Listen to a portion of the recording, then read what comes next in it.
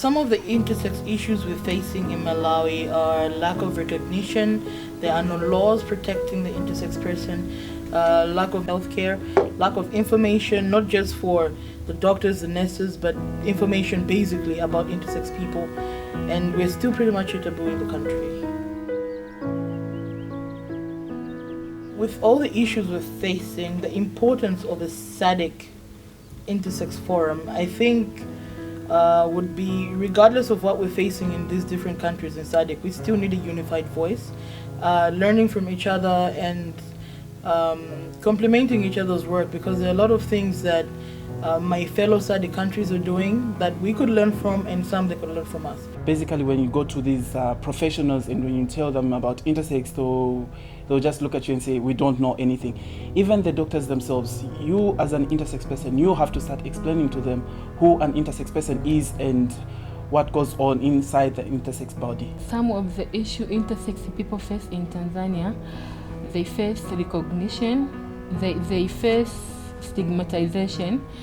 Most of the intersex people, they dropped out of the school because of the negativity and the perception they face from their society. Intersex persons in Zimbabwe are facing a range of issues that includes femicide and lack of legal recognition and lack of access to medical records, lack of access to many social services, stigma and discrimination, isolation, and as well as no access to education. As the Southern African Intersex movement or countries, we will have a unified voice. We will speak one language, and people will be able to see how organized and how strong our movement is and how committed we are to our work, and that it's not just Zambia that's affected, but there are all other these countries that are also affected, and they're speaking the same language that Zambia is speaking. Our work is more on the ground than it is at the top. In that sense, I mean, we are working with our people more than we're working with policymakers and policy implementers, because there is more work to do on the ground.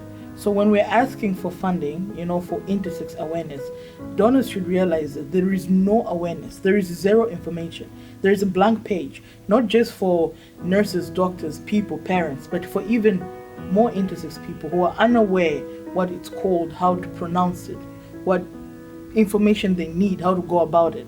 So there is more work to do on the ground than, do this and go to the policymakers to change the law. We need to tell the people we're changing the law for. Why are we changing the law and why do they need it? And if the law changes, how is it going to work for them? But for that to happen, we'll start from the ground. So at the moment, as much as progress is going slowly, donors need to understand that most of the work is on the ground. They should put out more deliberately intersex specific funding, so that at least it will help this mushrooming intersex organization, because it's very difficult for intersex persons to have a good funding. The Southern African Intersex Forum, it will be a good platform for the all member of the Southern African country to share their views, to share their progress, and then to strengthen their activity by sharing knowledge, learning knowledge from each other. I want to see our young intersex persons, the ones who are being born right now, to come to a space where they find the southern region united, speaking in unification, singing in one voice, and there's just that harmony, so that they will find a much better and conducive place for them to live in.